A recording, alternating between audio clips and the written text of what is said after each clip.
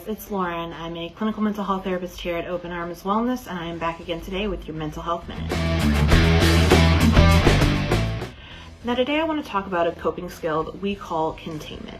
Containment is used whenever a particularly difficult emotion or thought or memory bubbles up at a time that may feel sort of inopportune. So the emotion or the thought is important for us to process, but it's come up at a time when maybe we need to focus on something else, such as whenever we're at work or whenever we are out with our friends. Containment helps us to take the emotion or the memory or the thought that we are having and set it aside into a safe space until we are able to have the time and the energy to process it appropriately. Now, the first step in containment is creating a vessel, an imaginary vessel in your mind. Now, this can look different for everyone. Some people may choose a safe, some people may choose a vault, some people may choose a storehouse or a box or a trunk. Whatever feels most appropriate to you to keep something safe and taken care of until you can revisit it. Now, once you decide on a containment vessel, really flesh it out in your mind. What does it look like? What does it feel like? How big is it?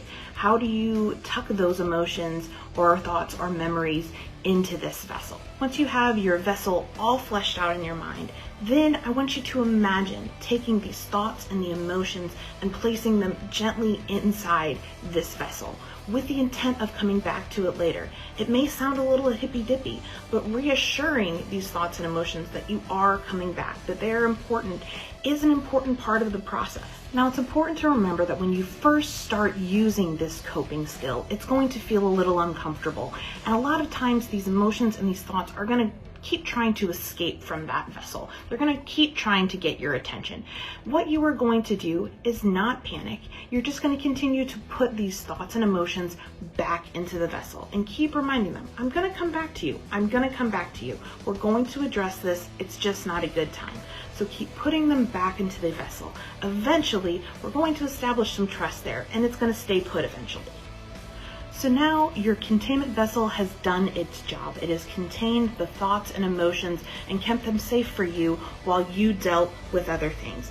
Now it's time to open up that vessel and unpack what you've put in there. Really take a look at it. Some things you may notice, oh, this doesn't actually bother me anymore. I can let this go. Some things you're going to sit with and you're going to need to take some time to process it. You may need to journal it. You may need to talk about it. Some things may still feel really big and maybe too big to handle on your own.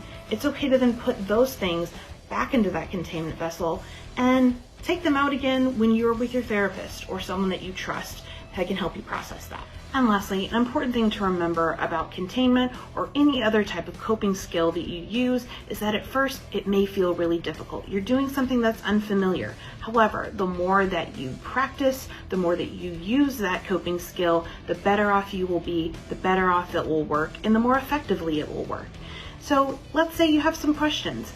Feel free to reach out to us here at Open Arms Wellness. We can find you some resources, we can answer your questions, or help you find a therapist that meets your needs and your schedule. Give us a call at 314-329-4326. As always, I'm Lauren, and this has been your Mental Health Minute.